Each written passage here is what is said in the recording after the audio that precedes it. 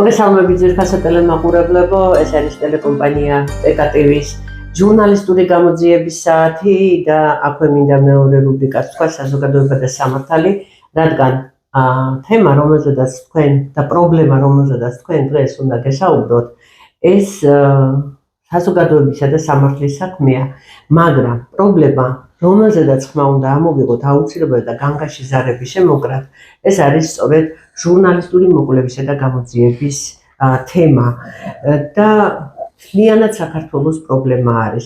ასე რომ ტელეკომპანია PKTV-ს აქვს არა მარტო ჟურნალისტური გამოძიების საათი, აი ეს რუბრიკა, არამედ ძალიან დიდი ხანია ჩემი საავტორო რუბრიკა არის წლების მანძილზე, ჯერ კიდევ პრესპრემიერიდან და იმის წინ. ეს არის ფეხზე ადექით სასამართლო მოდის საქართველოში ნიურნბერგის პროცესი იწყება და სწორედაც რომ მართლა უნდა დაიწყოს აი ეს პროცესი და ნუ გძინავს ქართველებო, იქნება დროულად გავეღვიძოთ, დრო არის. ყველას კარგად მოგეხსენებათ, დღეს რა მძიმე მდგომარეობაშია თბილისი, კონკრეტულად ჯერ თბილისზე ვისაუბრებ, ისე პრინციპში მთელი საქართველო. თავისი მიწით, თავისი ენითა და სარწმუნოებით ყველგან პრობლემა გვაქვს, ყველგან ტკივილი გვაქვს და დღეს კონკრეტულად ვისაუბრებთ აბანო თუბანზე, ორთაჭალაზე, თავის ლამაზი სახელებიანი ქუჩებით, გრიშაშვილის გამზირი არის, გრიშაშვილის ქუჩა არის თუ გორგას არის, წარმოიდგინეთ როგორი უნიკალური სახელები გვაქვს ჩვენი მეფეებისა და ჩვენი პოეტებისა და ასე შემდეგ.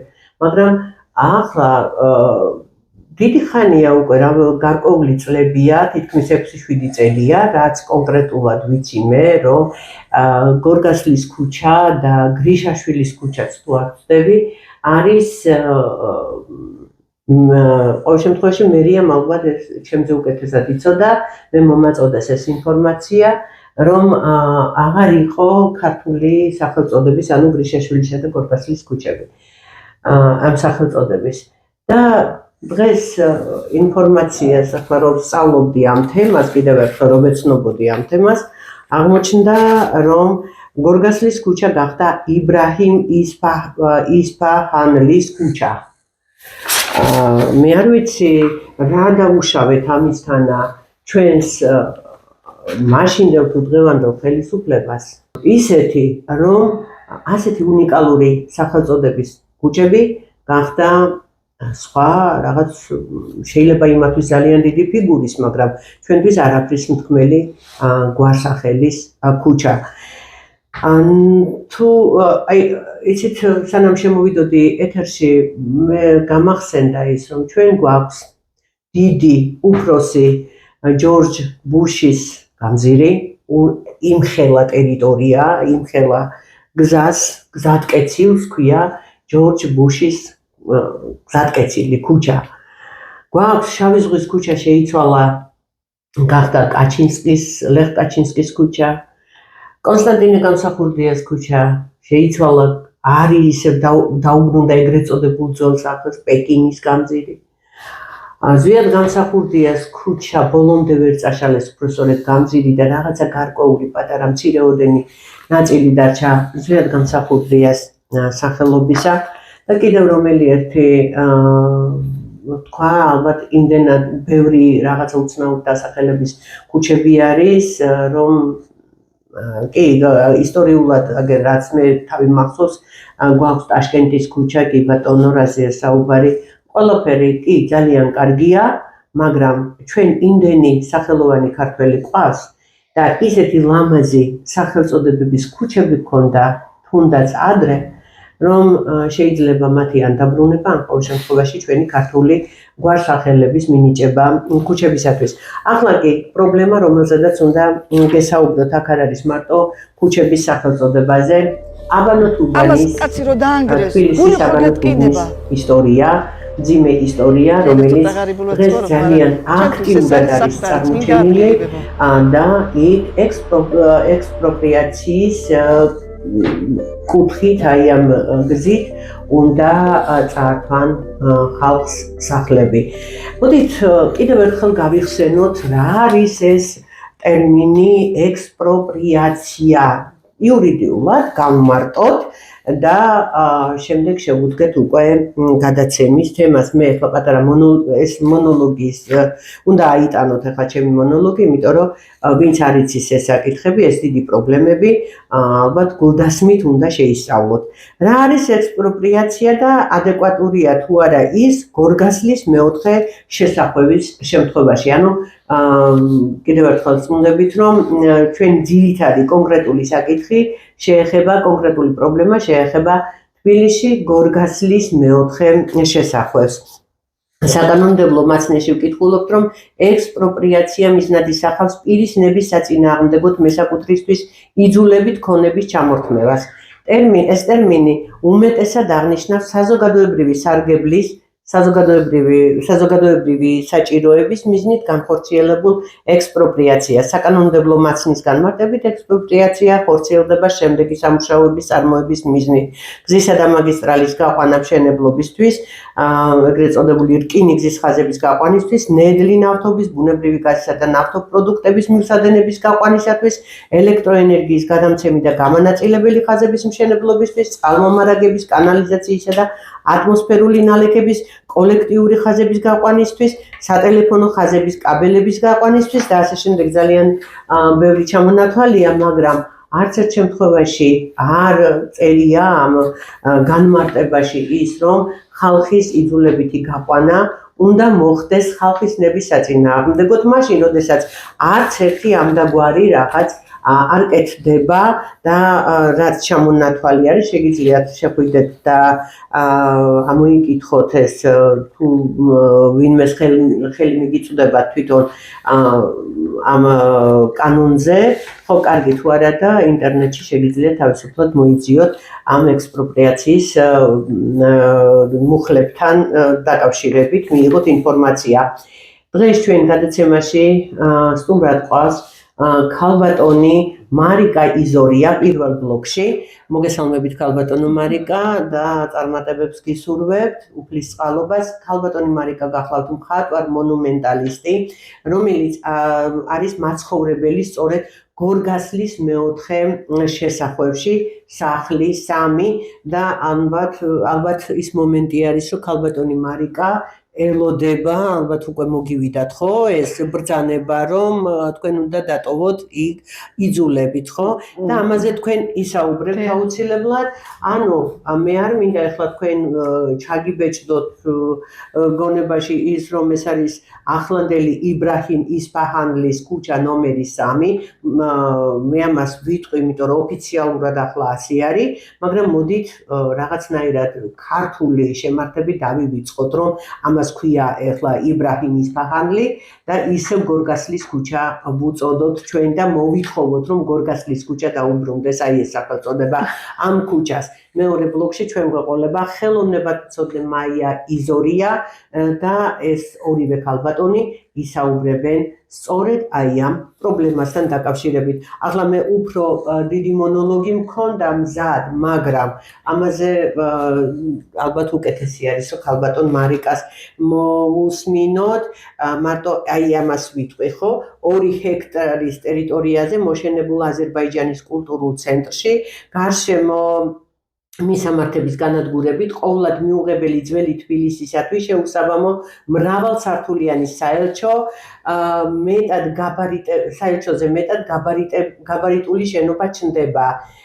ეჯიკამ ეს ინტერნეტიდან ამოვიღე ეს მასალა და ეჯიკამ, ანუ ედუარდ შევარდნაძემ თავის დროზე გორგასალზე არსებული ფალიაშვილის სახელობის საკრავების მუზეუმი გადასცა აზერბაიჯანს. მიშამ, გასაგებია, რომ მიშა სააკაშვილზეა საუბარი, აბანოებთან არსებული ზვიად გამსახურდია სახელობის სკვერი გახადა ალიევის სკვერა და 300 არაგველების ბრძოლის ველზე არსებული უბნის საბავშვო ბაღი გადასცა საელჩოსთვის აზერბაიჯანს. ახლა საელჩოდან აბანოებამდე მთელი უბანი მოუნდა ფულის დაბანდების მიზნით ალიევს მოუნდა და ჩვენი ხელი ჩვენ ისტორიას და კულტურას გვაშლევინებს და აზერბაიჯანის კულტურას გვაშენებინებს ამ საუკუნეში. გავიგეთ, რომ ბერა ივანიშვილი და ალიევის სიძერუსი ოლიგარქი ალიევის ჩამოსვლამდე შეხვდნენ ერთმანეთს და სახელმწიფო ბიუჯეტიდან ნაყიდი მისამართების გადაცემა მიმდინარეობს დიდი ბიზნეს პროექტისთვის. სოლოლაკის სახლების ჩაბარებასაც აპირებენ თუ გაუვათ. მე ამაზე ადრე სოლოლაკთან დაკავშირებით მქონდა გადაცემები და მე ალბათ შიგადაშიგ ამ თემასაც დავუბრუნდებ, იმიტომ რომ ჩვენი თბილისის და საქართველოს ყოველი უბანი და ყოველი რეგიონი ჩვენთვის ძალიან მტკივნეულია. ქალბატონო მარიკა, უფრო ვრცელი მონოლოგი მქონდა არ წარმოდგენილი, მაგრამ შიგადაშიგ კითხვებში გამოვიყენებ. მოდით, მაყურებელს ძირითადად გავაცანით, ხო? პრობლემა. თქვენი სახლის მისამართიც მივეცით და თქვენი ტკივილიც, რომ თქვენ იძულების წესით, იძულების წესით აპირებენ თქვენს გამოსახლებას. რაზედაც თქვენ უარზე ხართ, რა თქმა უნდა, ამიტომაც იძულების წესი გადაწყვიტეს და ექსპროპრიაცია ეს ტერმინი რაღაცნაირად ძალიან პოპულარული გაყიდეს. დიახ, გისმენთ. ისეთ რა მე ვარ ადამიანი, რომელიც 4 ჯერთი თვითონ ორთაჭალაში გორგას არის 39-ში ვარ გასდები და მაქვს დამთავრებული პირველი სკოლა და შემდეგ სამხატვრო აკადემია. და სულ ახლახან დავიცავი დისერტაცია, დოქტორი ვარ ისტორიის განხრით, ისტორია არქეოლოგიის განხრით. ასე რომ ეს ის ტერიტორია, თქვენ რომელიც ძალიან კარგად გამოკვეთილად ასახეთ, ტერიტორია, სადაც ბავშვობიდან მიდიოდა გათხრები, ჩემი ხელმძღვანელი ბატონი მერაბ ძნელაძე იყო ხელმძღვანელი ამ გათხრების და ამ გათხრებში ვიყავი მონაწილე, განსაკუთრებით 96-17 წლიდან ჩავერთე როგორც არქეოლოგი ნაკლებად დავიდა მხატვარი. მანამდე მქონდა, როგორ გითხრათ, ეს ჩემი ხელმძღვანელი არის სასახლიდან, ჩემი პედაგოგი მხარეთმცოდნეობის კაბინეტში დავდიოდი და მოვიდიოდი ქალბატონი, აი სახელი და დიახ, მეც დავდიოდი ბავშვობაში. დიახ, ქალბატონი ნელისთან ეთნოგრაფიის ისტორიის წრე მიყავდა და იქ დავდიოდი მეც და ჩემი და დადიოდა არქეოლოგიაზე და შაბათ-კვირას ყოველთვის მიდიოდნენ მცხეთაში და მეც რაღაცნაირად თუ ქალბატონი ნელის არ მივყავდით არსად, მივძვრებოდი და ვიყავი ყოველთვის ბატონი მერაბის და ბატონი ვაჟა სადრაცის გვერდით.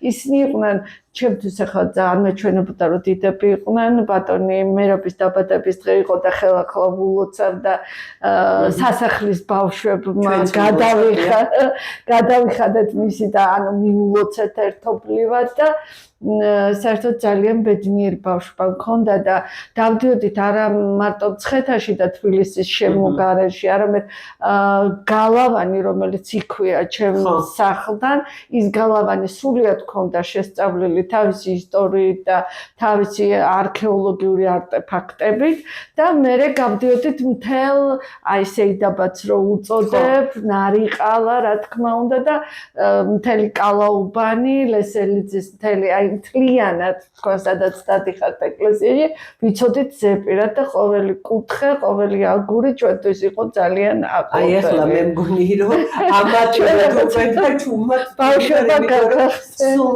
ეგ მინდა ხოლმე აი როდესაც მე და ჩემი მეუღლე გავივლით თბილისის ქუჩებში, თუ კიდე არსებობს ეს ქუჩები, აი სულ მაგას ვამბობ, როგორ მენატრება ჩემი თბილისი. ჩემი ბავშვობა. აი ძალიან მენატრება. დიახ და ეხლა სადაც 96-17 წლიდან ბატონმა მერაბმა და ბატონმა ვაჟამ და ძალიან ბევრი არქეოლოგი მონაწილეობდა აბოთბილელის თუ გახსოვთ ჩვენ ბავშვობაში ასასვლელი იყო. კი ბატონო. იქ დაიწყეს გათხრა პირველივე დღეებში ბატონ მერაბის გვერდით ვიყავი და ქარვასლა არის ჩემი მეორე სახლი, როგორც სასახლე იყო. ანუ ეს ტერიტორია მთლიანად ათვისებული ბავშვობიდან და ხორცებული მაქვს ყველა კუთხე, კუნჭული, მართალი რო გითხრათ, ჩემს სახლად როგორც კი აი თავისუფლების მოედანზე და სოლოლაკისგან გამომდივარ, მგონია უკვე სახლში ვარ, რომელსაც არ უნდა მივდიოდე. ასე რომ პირველი სკოლა, სასახლე, ბატონი მერაბ ძნელაძე, ბატონი ვაჟა სადრაძე, ეს არის ჩემი ბავშვობა და ძველი თბილისი, ეს არის ჩემი სულის ნაწილი. მეგონა რომ მთელი საქართველო იყო ასე განწყობილი თავისი დედაქალაქის მიმართ და მართალია ძალიან ხშირად ხედავდი აი ჩემ ბავშვობაში ჯერ კიდევ კომუნისტების დროს ჩამომდგარა ავტობუსებს ძველ თბილისში განსაკუთრებით მაშინ მეძახდით თათრის მოედანს და ყოველთვის იყო ჟივილხივილი პატარა ბავშვების რომლებიც მოყავდათ თვითონ ჭრელაბანოსთან მოყავდათ აბოთბილელის მაშინ ასე ვიცოდეთ რომ აი დაწვეს აბოთბილელი და მე უკვე როცა გათხრების შემდეგ არტეფაქტებით გაირკვა რომ იქი აწამეს მაგრამ მე გადაიყვანეს მეტეხის ხიდის იქ მეტეხის ეკლესიის ქვემოთ და იქ დაწვეს. ეს უკვე შემდეგ გაირკვა აი ამ ქრისტიანობისთვის არაბი ადამიანი. მაჰმადიანობისთვის გვაწაფებენ თუ რა შევიან არ ვიცი. ნამდვილად მეც ასე ვფიქრობ და ძალიან მყავს მე ვარ მამა ბესარიონის მრევლი რომელიც არქიტექტორია თავისთავად და რომელიც გიждდება ამ არტეფაქტებზე თბილისი იცის ზეპირად და ზუსტად აბოთბილელის ისტორიის გარკვევაში თვითონვე მონაწილეობდა და მე ვიყავი აღფრთოვანებული გარდა იმისა რომ მამაო იყო და აღსარებას ვაბარებდი მეორე მხრივ როგორც არქიტექტორის მიმართ და როგორც მცოდნე თბილისის ისტორიის განსაკუთრებული მცოდნე თბილისის ისტორიის და მე აკადემიის დამთავრების შემდეგ მოვხვდი დავამთავრე წარმატებით რა თქმა უნდა და მხატვართა კავშირი მაშინ იყო ასეთი პროექტი შევარდნაძისგან მოდიოდა რაც არ უნდა გასაკვირი იყოს რომ ძველი თბილისის ტერიტორია მოსახლეობა ვისაც უნდა გასვლა აუცილებლად და მე გეტყვით რატომ მოსახლეობისგან გაეყვანა იქ ცხოვრები მოსახლეობა და აი ეს ბინები გადაეცა შემოქმედებითი კავშირებისგან. იქიდან გაჩნდა იქ კომპოზიტორთა კავშირის ძალიან ცნობილი ისინი მუსიკოსები და ამ განხრით ცნობილი და საამაყო ხალხი და კავშირები მწერლები ცხოვრობდნენ გრიშაშვილის მუზეუმიდან ძალიან ბევრი ცხოვრობს მხატვართა კავშირი სრულიად გადაეცა და ძალიან ბევრი ცნობილი მხატვრები მიიღეს მიწები მთლიანად იქ თავისუფალი არეალები და ახალგაზრდებს მოგწეს მოსახლეობის სასამართლოდ სხვათა შორის მათი დადასტურებით გასული ხალხი არა ექსპროპრიაციით და იძულებით როგორც ეხლა აკეთებს ეს მთავრობა ვითომ თავისუფალ ჭალებში თავისუფალ საქართველოში არამედ კომუნისტებიც კი ეკითხებოდნენ მათ უნდათ თუ არა გასვლა და ზუსტად ჩვენ მე მომცეს ეს სახელოსნო სექტემბერში და ნოემბრის ბოლომდე სანამ არ თქვა სასამართლოზე არ განაცხადეს იქ მცხოვრებმა ადამიანებმა რომ ჩვენ არ გვინდა და მოგვეცეთ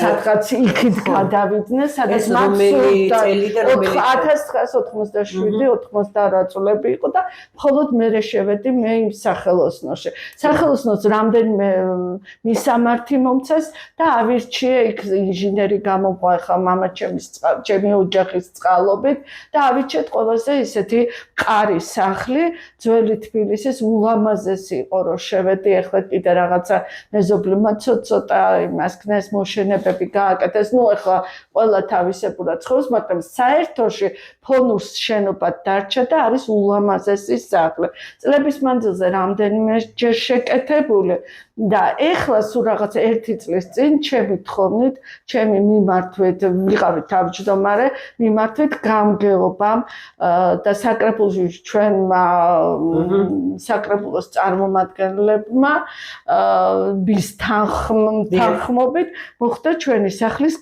გამაგრება არ ჭირდებოდა სახს რემონტი. ანუ იქ გამოიცვალა ყველანაირი ლოკაციების ისინი როგორ გითხრათ, წყალი, გარეთა სივრცეში, მეორე მხრიდან აი ყველაფერი, კანალიზაცია, ჭები, აირები, სრულიად და ამაში დაიხარჯა დიდი თანხა. სხვათა შორის, თავისი ბოლო იყო ეტაპი იყო სახურავი და სახურავი რო კეთდებოდა და მე რო სახურავზე დავბოდი და ამ ყველაფერს ვადევნებდი თვალს, რა თქმა უნდა, აღმოჩნდა უცბად რატომაც დავინახე ზედამხედველობის მანქანა. ზედამხედველობა არის მუშაობს ბატონი მერის სურვილებზე, სხვათა შორის თუ რამე ცუდი ხდება, იქ ჩანს ზედამხედველობის მანქანა.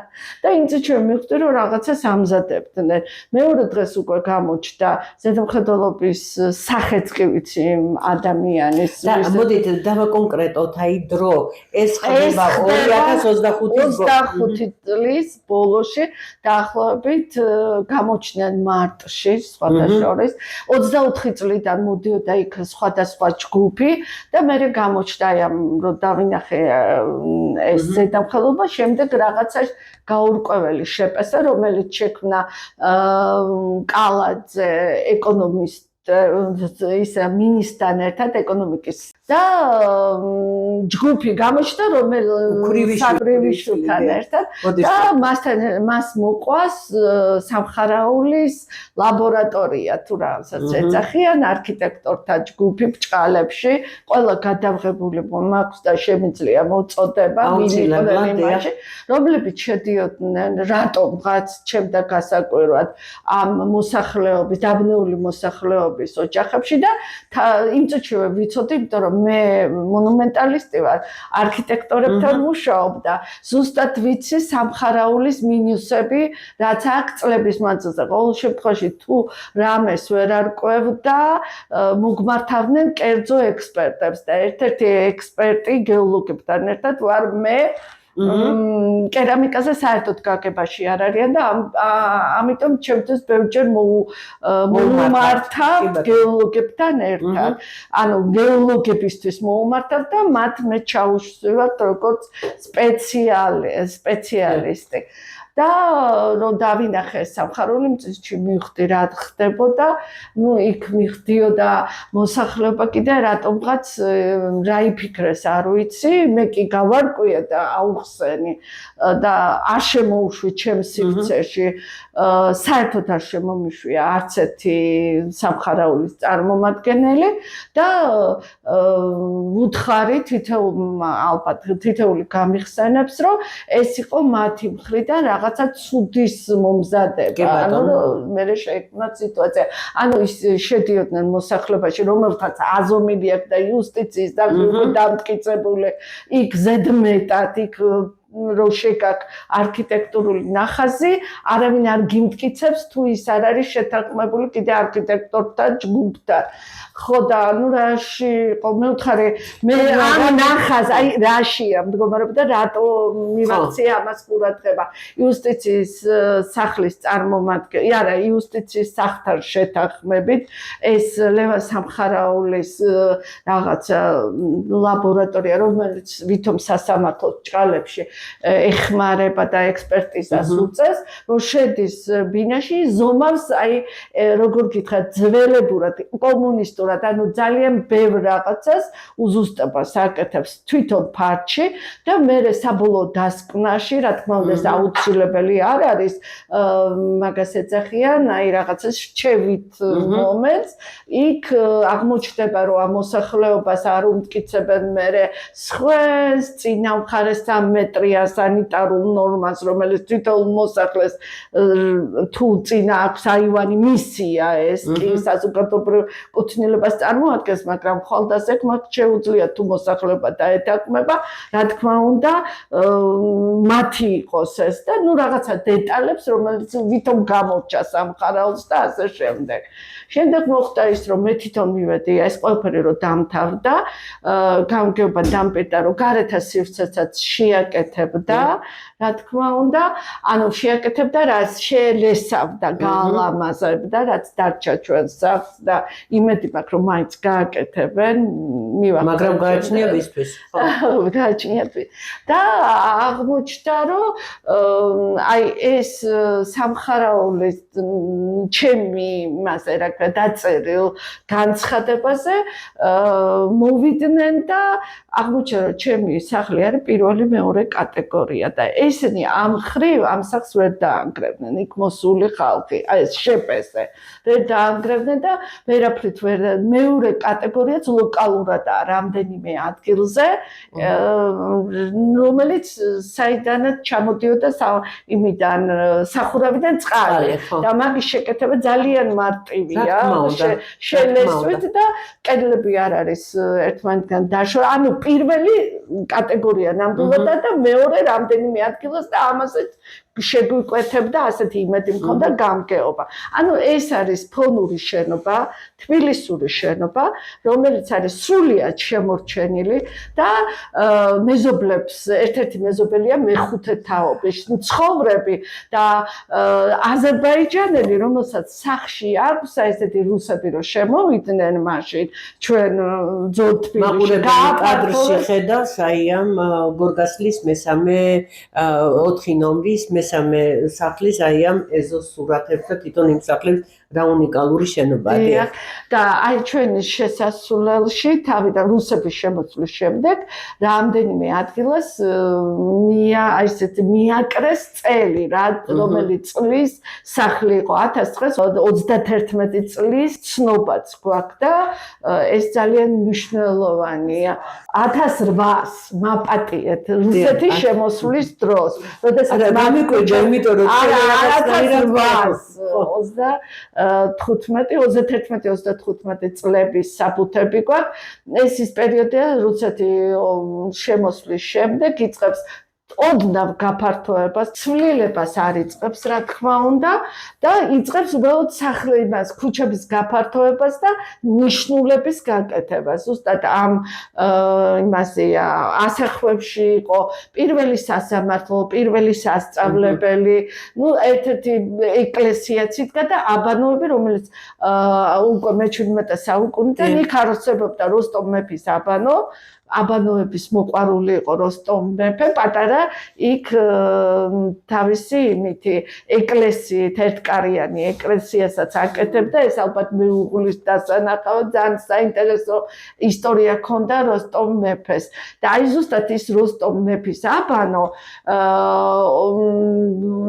აი როგორ გითხრათ უკვე სააკაშვილის დროს 2006-5 წლებში როდესაც საბავშვო ბაღი 7 წელსაც შეიძლება 2007 წელს უკვე გასხვიცდა და საბავშვო ბაღი გაიყვანეს. ეს არის ჩემი მოპირდაპირე მხარე და წინ არის როსტომ მეფის აბანო, რომელიც იყო უკვე გაყიდული იმის დროს შევარდნაძის დროს, რაღაც ბანკი შემოვიდა და ვერ განახორციელა თავისი ალბათ იდეა და გაადაყიდა შემდეგ ახალგაზრდა ახალგაზრდა ქართველ ადამიანზე და აი ზუსტად მერე უკვე საბავშვო ბაღის გაყიდვის შემდეგ ამ ქართველებმა მიიყიდეს სოკარს. და რაღაცა მათ შორის დავა დაიწყო, რომლის იმაში საქმის კურსში მიარავარ. მაგრამ 23 წელს ეთყობა რაღაცნაირად დაიმტკიცეს ის ქონება და 23 წლიდან იქ გამოაცხადა ღარიბაშვილმა, რომ უნდა ყოფილიყო თეატრი და თეატრი აზერბაიჯანის თეატრი. აზერბაიჯანში გაჩნდა იდეა, რომ ყოფილიყო აზერბაიჯანის თეატრი. ნუ ამბობენ სომხური თეატრი ჩვენ გვერდზე მანამდე გაიყიდა კიდე მიწები და წინ გაიყიდა ესე იგი 25 გორგასალის 25-ში მთლიანად სახლი ეს სწრაფი იმით დროით კეთდებოდა, სადაც დარჩა 2 ადამიანი მოსახლეობის სურვილით გაიყიდა თუ არა, რა თქმა უნდა ძალდატანებით 25-ში ბევრი რაღაცა მოხდა, ეს მათი სახლია, მათი პრობლემა იყო.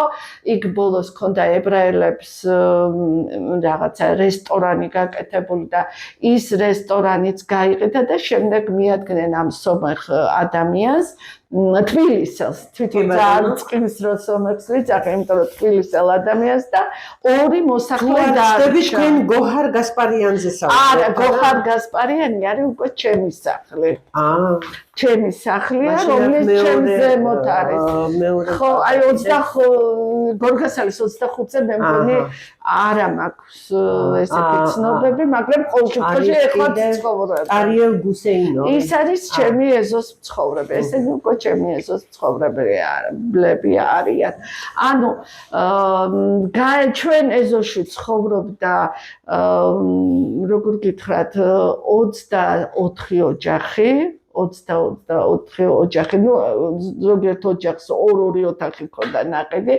13-მა ოჯახმა გაყიდა, ოღონდ პატარა, აი ესეთი პატარა ერთოთახიანები, ოროთახიანები კონკრეტულად აი ამათი მოთხოვნით გაყიდეს? ისეთ ზოგიერთ როგორც კი შემოვიდა შეპესზე, შემოვიდა ძალიან დიდი შიშის ზარით, სახელმწიფოს უნდა სურვილი აქვს, თქვენ არავინ არ გეკითხება სახელმწიფო აი ამ მიწას ჩუქნის აზერბაიჯანელებს, ამიტომ სრულიად და ესე პირდაპირ ღიად გეუბნებოდნენ რომ შიში მუქარა ადამიანების ცუდად გახდომა და ეს ყველაფერი ამ ყველაფერს მოსდებდა და ეს ყველაფერი მოდიოდა შეპესზე და საოცრად ცუდად იქცეოდა და რა კონკრეტოდ ამ შეპესეს სახელი?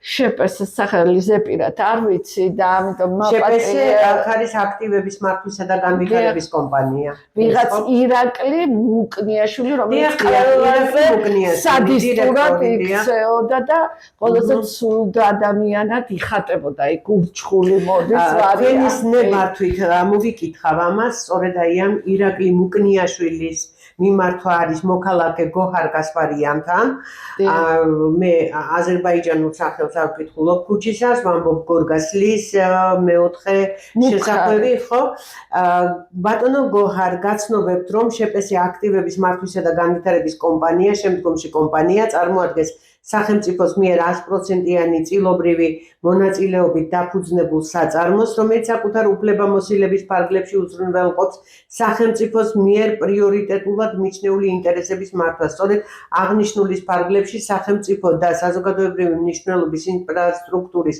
მოწყობის ხელშეწყობის მიზნით საქართველოს მთავრობის 2025 წლის 4 მარტის ნომერ 17 განკარგულების საფუძველზე კომპანიას დაევალა თბილისი, აზერბაიჯანულ სახელს არ ვკითხულობ, მისამართი უკვე გითხარით გორგასლის ქუჩა, მდებარე 909 სწორად ვკითხულობ, 999 კვადრატული მეტრი არასასოფლო სამეურნეო დანიშნულების მიწის ნაკვეთისა და მასზე განთავსებული ნომერი 10 შენობა ნაგებობის მიწის უძრავი ქონება, საკადასტრო კოდი ესა და ეს გამოსყიდვა ზემო აღნიშნული საკითხების უზრუნველყოფისა და მაღალი საზოგადოებრივი ინტერესებიდან გამომდინარე, კომპანია მიზნად ისახავს თქვენ საკუთრებაში არსებული სხვენის ფართი და ასე შემდეგ, მდებარე უძრავი ქონების გამოსყიდვას გთხოვთ განიხილოთ წინამდებარე წერით და ასე შემდეგ. ანუ, აი ეს არის ბატონი ირაკლი მუკნიაშვილის, აი ამ შეპესეს, რომელზედაც ქალბატონი მარიკა საუბრობს, აი შიშით და აი ამ ზეწოლით და ასეთი ფსიქოლოგიური ზეწოლით და არ არის გამორიცხული შემდგომში ფიზიკური ზეწოლებიც მოყვეს, თუმცა ექსპროპრიაციის მიზნით ესენი რას გააკეთებენ კიდე ღმერთმა უწყის. აი ეს წერილი ერთი წერილი გაცნობეთ დიახ მე დიახ აი მინდა გითხრათ რომ ამ წერილით რა ჩანს პირველ რიგში რომ მათ საერთოდ არ შეისწავლეს მოსახლეობასთან კონტაქტი არ დაიჭირეს ამ წერილით ჩანს რომ ეს ქალბატონი არის ქალბატონი და არა ბატონი გოჰარი ბატონი ქალბატონია ძალიან სასიამოვნო ძალიან ისეთი საინტერესო ქალბატონია პირველ რიგში ეს ჩანს მეორეც მათ უწერიათ ერთ-ერთ განცხადებაშია თუ ბრძანებაში უწერიათ რომ 100%-იანი თანხმობა მიიღეს და ორ ადამიანს საერთოდ არ დალაპარაკე ორ ოჯახს ჩემ ოჯახს და აზერბაიჯანელების ოჯახს არც კი დალაპარაკებიათ მათ ფეხი არ შემოუდგავთ ჩემთან ჩვენ ეზოშივე ვუთხართ რომ ჩვენთან აზრი არ აქვს ლაპარაკს და საერთოდ არ გაგვყარები არაფერზე ხელი არ მოგვიწერია მათი წერილებს არ ვიღებდით პოსტიდან ძალადობრივად უნდა პოსტის თანამშრომლებს შემოჭრა და ეს ძალადობრივი მაშინ მოხდა შემოჭრა, როდესაც ტელევიზია იყო ჩვენთან მოსული და გაგიჩნდნენ ეს ოპერატორებიც და ჟურნალისტებიც და თელ ტელევიზიაში, ორ ტელევიზიაში გაჟღერდა ესეთი ძალა, იმიტომ რომ პოსტა მოსყიდული ჰქონდათ, რა თქმა უნდა, ყველაფერი მოსყიდული აქვს ეკონომიკის სამინისტროს, ეს ძალადობრივი გზამისთვის ჩვეულებრივია და ეს ახალგაზრდებიც ჩართეს ამ ამბავში. და ასე რომ დანარჩენებთან მინდა გითხრათ რომ ინგილო ოჯახია რომელიც საერთოდ არ აპირებდა გაყიდვას და აი ცუდად იყო, ავად იყო და ისე შეიჭრა აუხაზეს ოთახი და სახლი რომ გაგიჟებული იყო საერთოდ რა გააკეთესოთ მე მახსოვს ეს ინტერვიუ დიახ საოცრად საინტერესო ხალბატონია შემდეგ ეს ძალადობრივი გზა ისე გააგრძელეს არ შეუშინდნენ არც ტელევიზიებს, არც უკვე ერთი თვეა ჩვენ ესოში თითქმის ყოველ დღე მოდიან და იღებენ და ამიტომ ტარიელ გუსეინოვი იძულებული გახდა რომ პროკურატურაში სამჯერ შეეტანა მათ წინააღმდეგ, აი ამ შეპესეს წინააღმდეგ საჩივარი, რომელზედაც პროკურატურას საერთოდ რეაქცია არ აქვს და ამიტომ ჩვენ იძულებული გავხდეთ ასე რომ ატერორებენ ჩემ მეზობლებს, ჩემი კი არ ვიცი რატომ ერიდებია რაღაცა ცუდი ჩაფიქრებულია ყველაზე ვერაგი ალბათ ჩემს მიმართ, მაგრამ ჩვენ მიმართეთ სახალხო დამცველს. მე როგორც მხატვარი, თავმჯდომარე, ბევრს მიყვებოდი სხვებისგან გასხოვი და არ მეზარებოდა რამდენჯერ უკან გამოუბრუნებულ ვარ მეზობელს, რომ ვთქვათ გპ-ში რომ მივდიოდი ან რომელიმე სადღაც რაღაც საქმეზე რომ მივდიოდი, ვტრიალდებოდი უკან და იუსტიციის სახლში მიყვებოდი ყველას, ვუწერდი ოქმს, ვიწევდი ვერცერთი მეზობელი ვერ იტყვის რომ ოქმის ეპირად დამწერე 100%-იან ხელმოწერას ვაგროვებდი, ყველას დავყვებოდი ყველგან და აღმოჩნდა რომ საბოლოოდ ვიფიქრე რომ ბოლოს ჩემ ნაყიდ ქონებას რა თქმა უნდა შემდეგ ბოლოს უკვე მე თვითონაც გავაკეთებდი და იუსტიცია დამიმოწმებდა. მე ცოტა ისე ცისფერი თვალებით და ვარდისფერი თვალებით უყურებდი იუსტიციას. კი მესმოდა რაღაც ჭორები, მაგრამ მე ვარ ადამიანი, რომელიც ვცდილობ რომ დადებითი დავინახო და მithumetes ამ ოცნებისგან მინდოდა რომ რაღაცნაირად ძველი დრო არ დაბრუნებულიყო, მოკლედ ეს ჩემი შეცდომა. აი ნატვაროქმეო და ალბათ უფრო აგისრულებოდა და ოცნება ცოტა ირეალურია, ხო? რა თქმა უნდა და ყველაზე ცუდი. ანუ არ მათ შეპესეს არ უსაუბრია თვითონ არაფერი, არ ჩაუტარებია არაფერი სამუშაო და შემოსული პირველივე რამაც მე აღმაშფოთა პირველივე დღეს დაუწყეს დარწმუნება მოსახლეობას რომ ეს მიწა არ იყო მათი. ყველას ვარწმუნებდი რომ ეს არის წითელი ზოლი 2010 წელს მე როგორ ვიქნებოდი მაშინ თავმჯდომარე 2010 წელს ჩვენ თვითონ გავიფორმეთ ფული გადავიხადეთ და გახდა ეს წითელი ზოლი ნიშნავს რომ მოსახლეობას ეკუთვნის ეს მთლიანად ვინც იქ მაცხოვრებლებს ეკუთვნის ეს მიწა და აი ნუ ამასაც მივიღე მუქარა. შემდეგ წინ დამხდა იუსტიციის სახლის სრულიად გამოუგნებელი უკანონობა, როდესაც შევიტანეთ განცხადება ჩემ საკუთრებაზე. როდესაც არის საკუთრება, რომელიც 92 წელში დავემტკიცე ფული გადავიხადე და გახდა კერძო საკუთრება.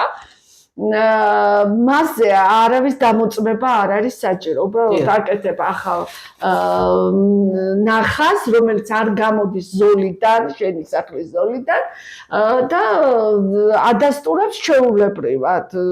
იმიტომ რომ ზოლიდან არა ვარ გამოსული. არაფერი არ მაქვს დამატებული, მიმატებული და რეალურად ორი მაქვს, ორი ადგილი მაქვს შესყიდული და ნასყიდობის ნოტარიუსთან ჩვეულებრივად და შეტანილი მაქვს იუსტიციაში და ჩემი ჩემი ქონება, რომელიც არის კერძო საკუთრება, გადავწყვიტე რომ ყველაფერს რომ დავამთავრებდი ეს რომ გაკეთებოდა ეს სარემონტო სამუშაოები, ჩვეულებრივად მივიტანდი, იმიტომ რომ იმ შემთხვევაში თუ მე მინდოდა თქვათ ამ ყველა ნასყიდობის შეერთება, აი მე იურიდიულ მხარესაც გაჩვენო, შეერთება, ან წინ გასვა თუნდაც ერთი ნაბიჯით, ამ შემთხვევაში მე თავისთავად სულ არ მჭირდებოდა იუსტიციის სახლის და ამ უვიცი შეპესეს კარნახი და ვიღაც ირაკლი მუკნიაშვილის კომუნისტი ბოლშევიკის კარნახი წავიდოდი მერიაში და მერიას ბატონ კალაძეს მიმართავდი ადამიანურად.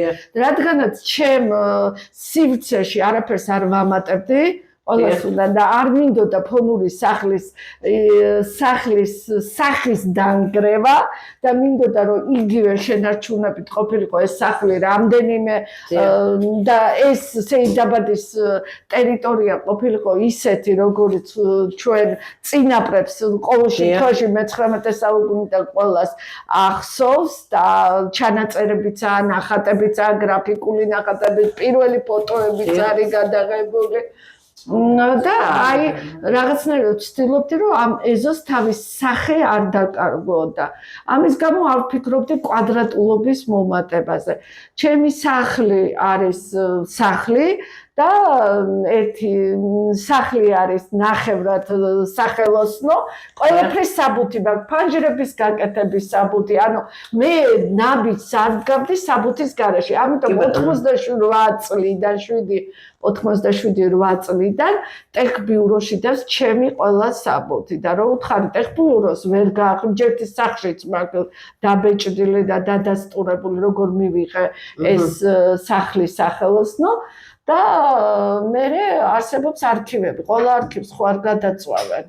მე არ იცით რა ეკონომიკის სამინისტროს უკვე ვფიქრობ რომ როგორც ტერორიზმის გამოყენების ჩვეულებრივია მათთვის ტერორიზმის გამოყენება, ასევე საბუთების გაქრობა, იმიტომ რომ ყოველ 2-3 თვეში ჩვენი არქივი ვაჟაზე იწვება და ყოველ დაწვის დროს ბოლი რო ამოდეს ფიქრობ ნეტავი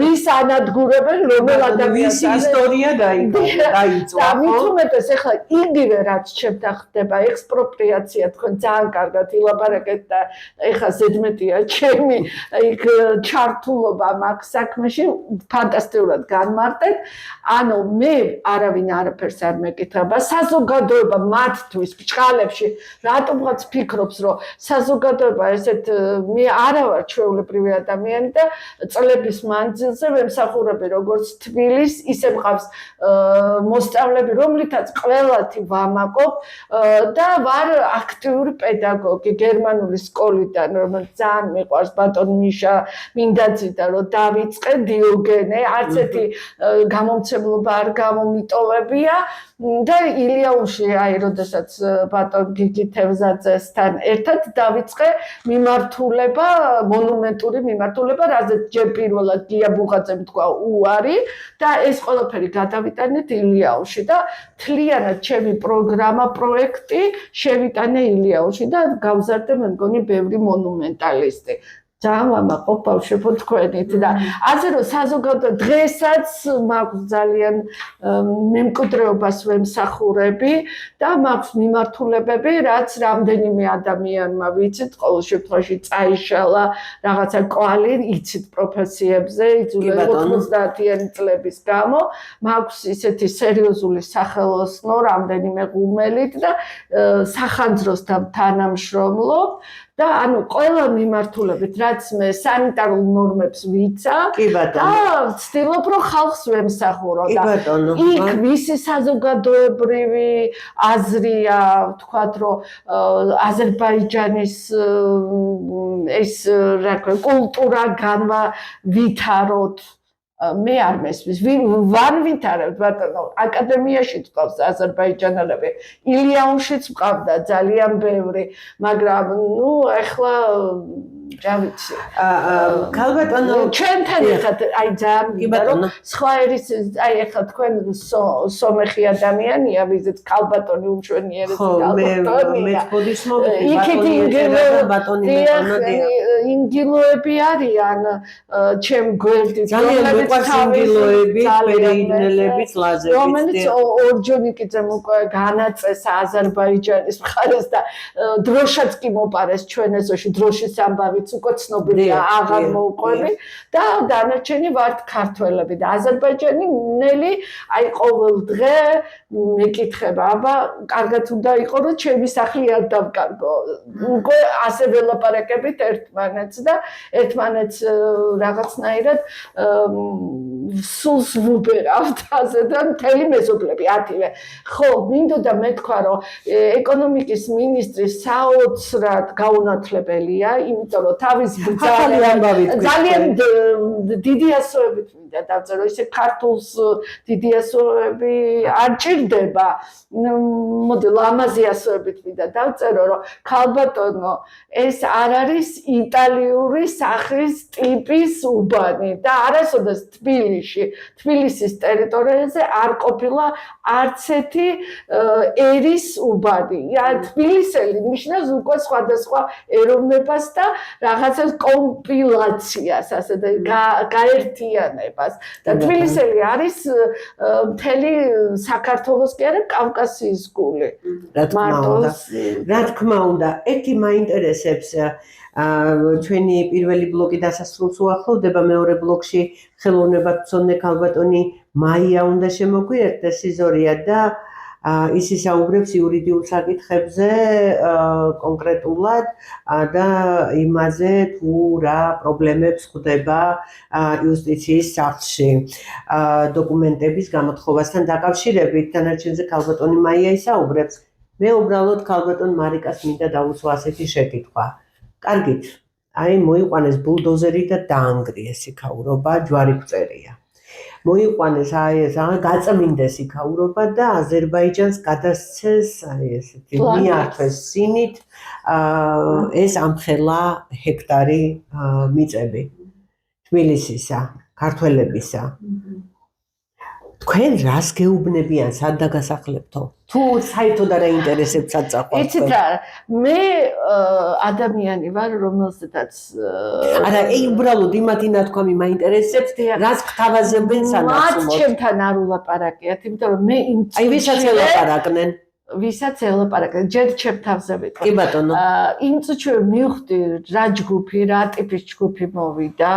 მივხვდი რომ მთავრობა არის მოღალატე მთავრობა და ყიდის მიწებს და ჩემი ექსპროპრიაცია ერთი ფონური ნაგებობიდან რო დაიწყება, მიწებზეც ჩვეულებრივად გავრცელდება. თუ ჩემთან გამოვიდა ასეთი ამბავი ერთ პატარა თბილისურ სახლზე და თქვათ სეიდაბადის უბანზე გელაპარაკებათ ხელოვნებათმცოდნე. წარმოიდგინეთ მიწები, რომლებიც ჰექტრობით აქვს, გლეხებს ჯერჯერობით და თქვათ რაც დარჩა. ისინი ამათვის იქნება, რომ ეს მიწა მე მომწონს. და სახელმწიფო სჭირდება, პოლიტიკა სჭირდება, უნდა ვაჩუქოთ აზერბაიჯანს.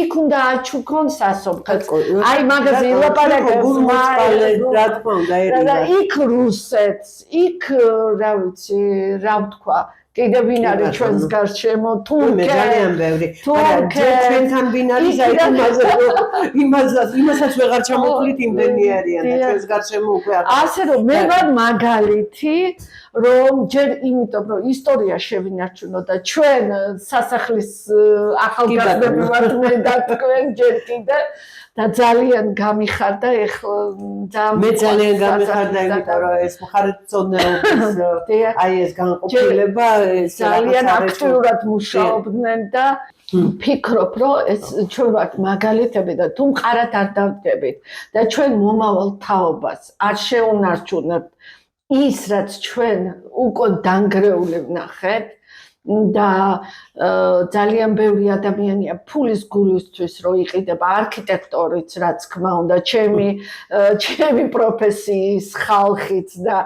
ხელოვანი იქნება თუ მეცნიერი არ დავასახლებ მაგრამ არის ბევრი ძალიან ბევრი ზუსტად ის მეცნიერები ჯერ კიდევ ღმერთმა 100 წელია ცხოვრა რომლებიც ამას არ დაუშვებენ. მე მჯერა ხატრებიც, ხელოვანებიც, ჩვეულებრივი ოჯახის ადამიანები, აი ქართული ოჯახის დღე ხო მოდის, ქართული სულის ადამიანები, ქართული სულის ადამიანები, რომელთაც უნდათ ბავშვის აღზრდა და რომლებსაც ჩემთან მოყავთ თუ სხვასთან მიყავთ, ამას ხო მნიშვნელობა არ აქვს და აი ეს ისტორიას ჯერ კიდევ უკითხავენ ამ ბავშვებს და ამ ისტორიას ხო არის კითხვა ძალიან კაია, მაგრამ არტეფაქტებით და რეალისტური ნაგებობებით, ქვებით ერთი ამბავი უნდა მოყვე შეიძლება თუ კი ბატონო შეიძლება იტალიაში ვიყავით ფლორენციაში ფანტასტიკურ გალერისტთან ერთად ქეთი კორცახიასთან ერთად რომელიც ძალიან მიყვარს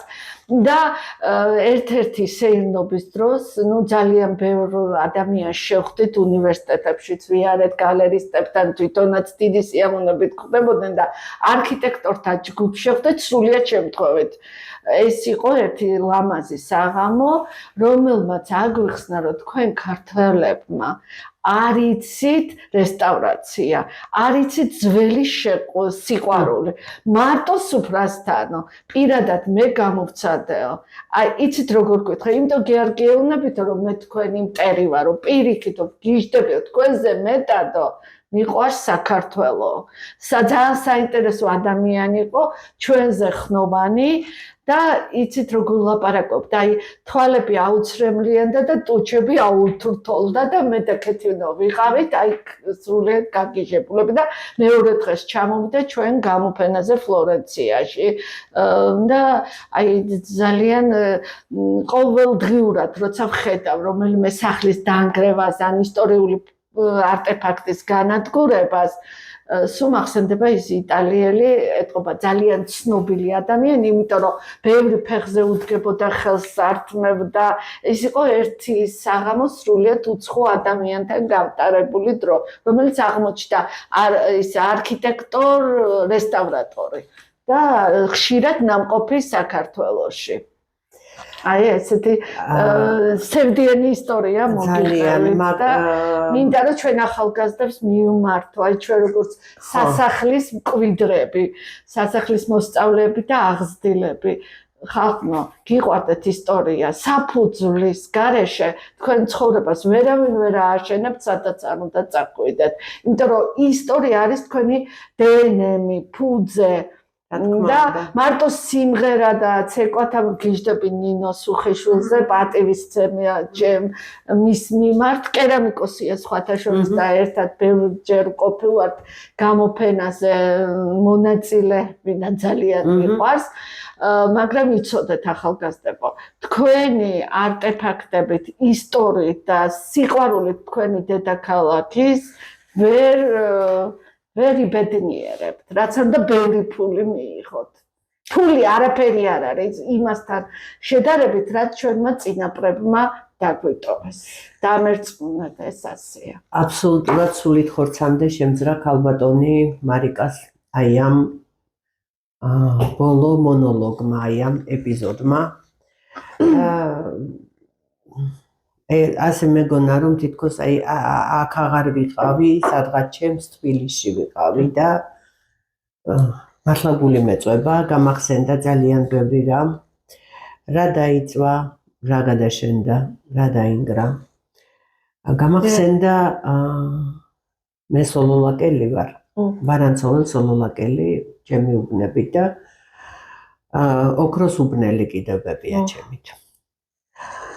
ბევრი რაღაც გამახსენდა თბილისიდან და გული ჩამწყდა რომ მე დღეს მახინჯ თბილისს ვხედავ. თბილისმა რა დააშალა. ეს ჩვენი ქალაქია. მაგრამ მე დღეს ძალით მახინჯს ვხედავ. ძალით. და გამახსენდა კიდევ ერთი რამ. როგორ აშენებდა დღევანდელი საქართველოს არაფორმალური მმართველი სოლოლაკში თავის უცნაურ სასახლეს. იმიტომ რომ ჩემი სახლი სოლოლაკიდან მის აი ამ უცნაურ რაღაც შენობა ნაგებობას უყურებდა.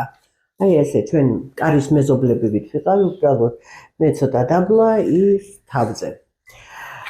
და რამდენჯერ დაინგრა ის მშენებლობა, რამდენჯერ ხელახლა დაიწყო. მე როგორ გადაიწვა სოლოლაკის ტყე მის ქვემოთ, იმიტომ რომ მის აეროდრომს ხელს უშლიდა. ამ გადაწვას ეს ხომ მოხდა 2006-ში თუ 7-ში, აღარ მახსოვს ზუსტად, ამაზე მე მქონდა გადაცემაში ვახსენე ეს ამბავი და მახსენდებოდა როგორ ალდა იქაურობა და მე ამას ჩემი აივნიდან ვუყურებდი, არა მარტო მე, ჩვენი მეზობლები ვრეკავდით სახანძროში, რომელიც იქვე კოჯრის ქუჩაზე იყო. სახანძროს მანქანის მისვლას იქ ერთი წამიც არ ჭირდებოდა. მაგრამ სახანძრო ძალიან დიდი დაგვიანებით მივიდა. აღმოჩნდა რომ სახანძროს მანქანებს წყალი არ ჰქონდათ, როცა მივიდნენ. ანუ სანამ არ განადგურდა მთლიანად იქაურობა, არ გადაიწვა ის მონაკვეთი თუ რა ვიცი ის პერიმეტრი, რაც უნდა გადამწვარიყო, რაც ხელს უშლიდა. მანამდე არ მივიდა სახანძრო. კიდევ ვიმეორებ, ეს იყო 2006-7 წლები. მაშინ სააკაშვილის მმართველობა იყო. მოკლედ, ბევრი რო არ გავაგრძელო, გამახსენდა კიდევ ერთი ამბავი. როგორ დაარსდა დემირელის კოლეჯი ორთაჭალაში. ხო, გიმნაზია, ქართული გიმნაზია, რომელიც დემირელის კოლეჯად გადაკეთდა. ხო, ქართული.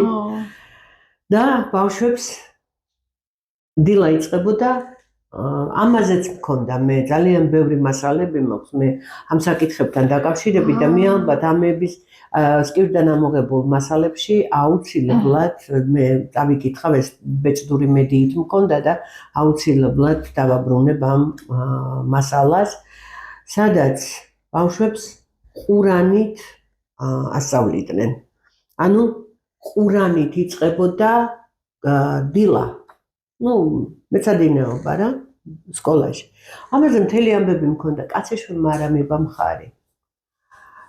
და იმას მივაღწიე, რომ 2005 წელს აგვისტოს თვეში ჩემი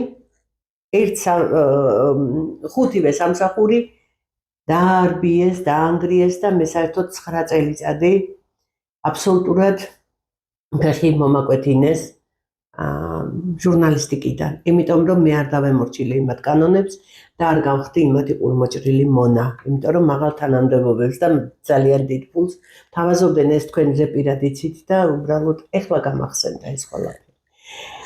ასე რომ, სადაც ორთაჭალაში, თბილისის ცენტრში, ყველაზე ლამაზ უბანში, იმიტომ რომ ყველა უბანი ხო ერთმანეთზე კარგია, მაგრამ ის ძველი თბილისია, ხო, განსაკუთრებული თბილისი.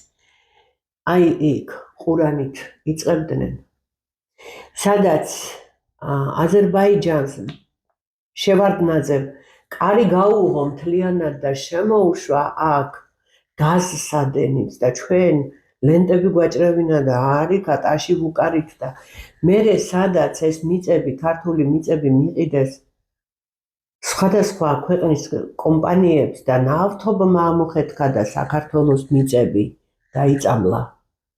მე საგარეჯოს გულისხმობ ამ შემთხვევაში, საგარეჯოს რაიონს. და ასე შემდეგ, რომელი ერთი გავიხსენო, სადაც ქვემო ქართლი, დმანისი, ბოლნისი მოწამლულია ეს ნიადაგები და ღმერთმა იცის, ჩვენ რა ვჭამთ იქ რო საქონელი ძოვს იმ მოწამლულ ბალახს, ვამს იმ მოწამლულ წყალს. ადამიანები ამ წყალს იღებენ, ამ რძეს იღებენ, ამ კარტოფილს იღებენ და ასე შემდეგ. და აი ყველაფერი თითქოს გორგასლის 4 ნომრიდან უცებ გადავედით საქართველოს ძალიან დიდ კივილზე. და მე როგორ აი რომ ჩაივლი საქართველოს ნებისმიერ რეგიონში, თბილისის ნებისმიერ წერტილში და გამოკრულია იყიდება ამდენი კვადრატული მიწა. იყიდება რას ყიდულობთ ამ მიწის სანაცვლოდ ჩემამდე არ დადის. ან რო ანგრევ და ამ ხალხს უშვებ, ისე რომ შენი ხალხი არ გაინტერესებს. სად უშვებ, რას აძლევს სანაცვლოდ და ვის გვასვამ თავზე. აქეთ თურქი წიხლს კრავს, იქით აზერბაიჯანელი, იქით სომეხი, იქით ინდოელი, იქით პაკისტანელი, იქით ჩინელი და აშენდა საქართველო. მე არ ვიცი, ძალიან მძიმე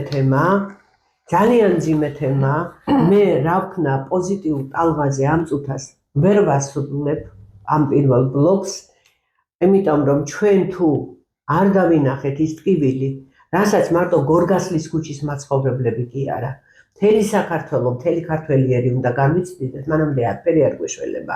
კარგად გავიხსენოთ, ჩემ მეუღლეს განსაკუთრებულად უყვარს ნიკოლოზ ყიფანიძის აი ეს მინიატურა იყიდება საქართველოს და ძალიან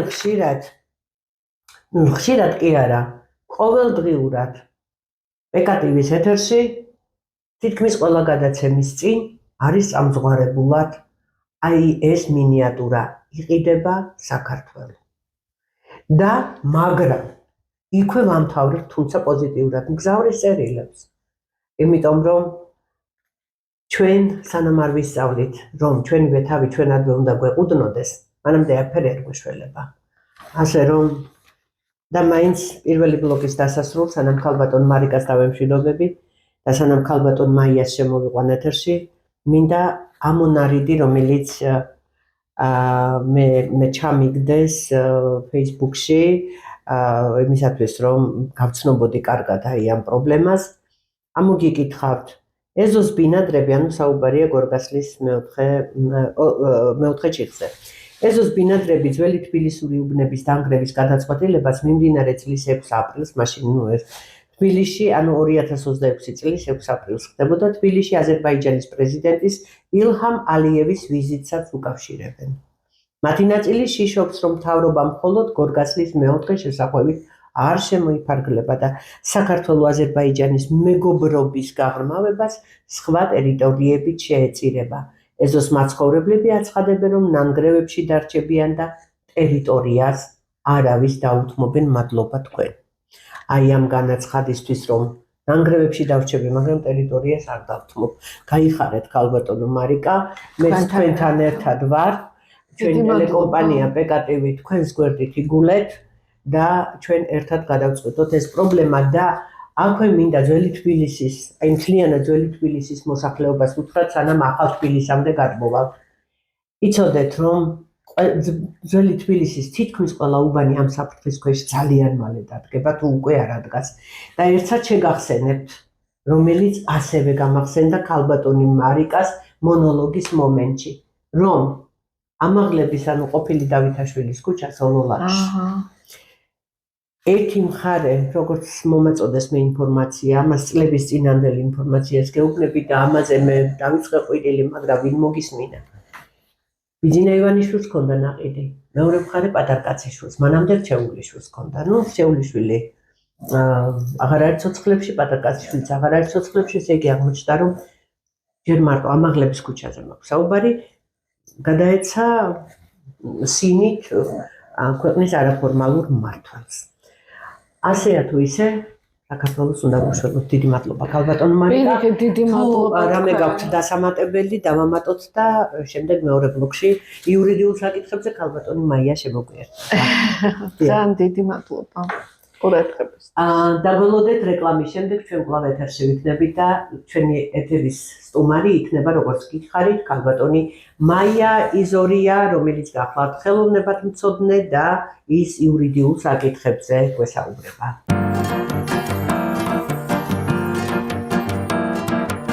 სოლოლაკი და აბანო თუბანი ვერცხლის საქაროვის მზე, ღამით გიშერიზე საფირონის დღე. შუშაბანდები ეზო და დუქანი ერსნობა უთქმელი მე თბილის უთხარი, მამა დავიწებს ხინავს ურმუხტის დღე. ბაღჩა და ბაღი და ნაბარი ესხმულსაღი, უბერებელი და მუდამ ლაღი სულს დაგიამებს. სულ საფიროს მარი შენი თრებოდა ახსაიათნობა შენ ალალგუს ეთქოდა რაიეთი მგურჯი ცხლობს სულ შენ გიმღეროდა შენ. სოლოლაკი და აბანო თუბანი ვერცხლის საქაროვის მზე, ღამით გიშერიძეთ საფირონის დღე. შუშაბანდები ეზო და დუქანი ერსნობა უთქმელი მე თბილის უთხარი, მამა დავიწებს ხინავს ურმუხტის დღე. ბაღჩა და ბაღი და მლაბარი ესხმულსაღი, უბერებელი და მუდამ დამლაღი სულს დაგიამებს სულ საფიროს მანი შენი თვებოდა ახსაიათნობა შენ ალალრუს ეთმოდა და ეთიმ გურჯი ცხომ სულ შენ გიმღეროდა შენ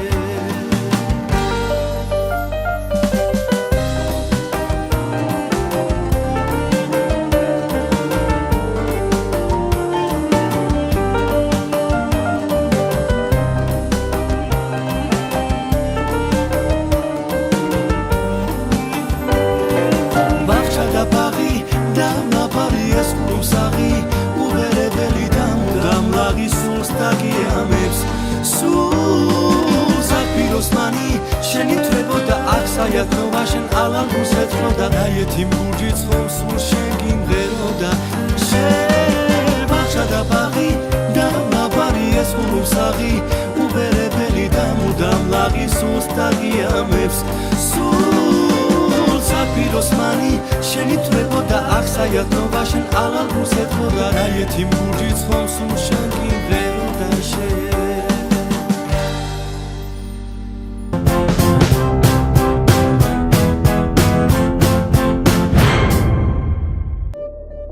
ამას კაცი რო დაანგრევს, გული ხო გეტკინება. შეიძლება ცოტა ღარიბულად ცხოვრობ, მაგრამ ჩემთვის ეს არის საკუთარი წმინდა ადგილი ბებო.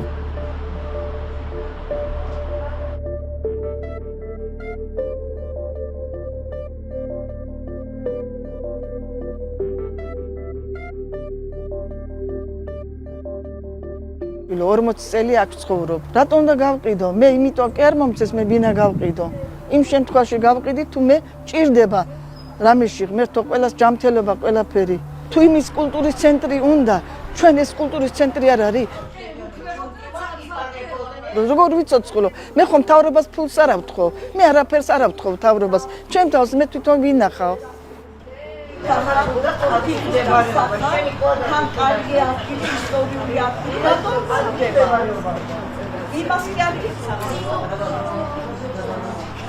აზერბაიჯანული ჩანაფიქრის და ოცნების წყალობით გამოდის რომ მე საერთოდ ყველაფერზე უარი უნდა ვთქვა და რადგან ეს გადაწყვეტა რომ სახელმწიფოს უნდა მე ჩემი ცხოვრების ის ნაწილი რომელიც ძალიან მნიშვნელოვანია არა მარტო ჩემთვის არამედ მომავალი თაობისთვისაც უნდა საერთოდ დავამთავრო მოვკლა ჩავკლა და ასე შემდეგ ეს არის ჩემთვის სულიერი სამყარო. ეს არის სახლი და სახელოსნო, სადაც მე ვიმუშავე, ბევრი რამ შევქმენი და ბევრი ადამიანი აღზარდა. კულტურის კერადაც კი მოიხსენიებენ ჩემი მოსწავლეები ამას.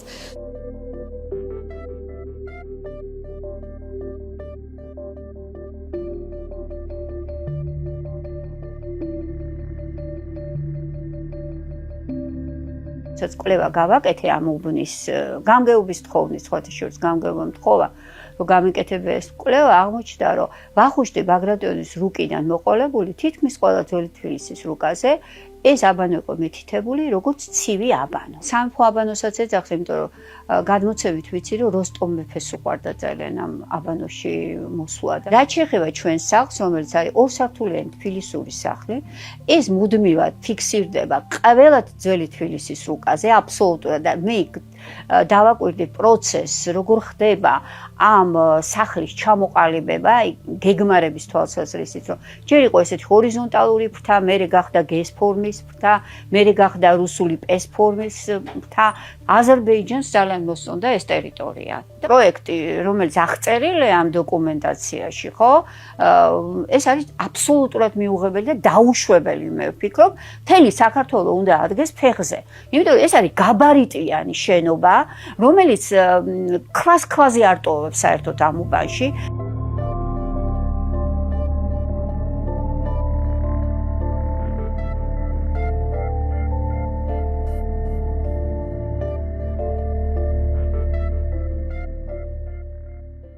ხალხსახლებიდან კრიან, ამას რეაბილიტაციას ეძახიან, ხვალ ვისი რიგია. გამარჯობა, ეთერში ახალი ქრონიკა.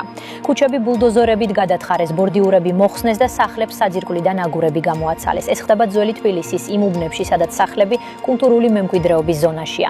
გათიშეს დენი და წყალი, ადამიანებს ბლოკადა მოუწყვეს. იგივე მდგომარეობაშია კომერციული ფართებიც, ბიზნესი ჩერდება, პროდუქტი ფუჭდება, შემოსავალი ქრება, კომპენსაცია არ არსებობს. ომის გამოცხადებას გავს არა რეაბილიტაციას. პროექტი ითხოვს დამატებით მიწას, ერთიანდება ეზოები და ჩნდება სივრცე იქ, სადაც ადამიანები ცხოვრობენ. ინგო როქვა, სულხან საბა, გორგასალი, აბანო თუბანი. ზვიად გამსახურდია სახელობის სკვერი, ჰეიდარ ალიევის სკვერად გადაკეთდა. სამას არაგოლზე საბავშვო ბაღის ტერიტორია პროტესტის მიუხედავად საელჩოს გადაეცა. ახლა იგივე ლოგიკა გრძელდება, ძველი იშლება, ახალი იქმნება სხვისი ინტერესით. ეს არის ტერიტორიის გათავისუფლება. ადამიანებს არ ეუბნებიან წადით, პირობებს უქმნიან, რომ ვერ დარჩნენ. ეს არ არის წასვლა, ეს არის გაძევება. თუ ეს დღეს ამ ქუჩაზე ხდება, ხვალ შეიძლება შენი რიგი იყოს. ვისთვის იცლება ეს ქალაქი? ვისი ფულის სუნი ტრიალებს?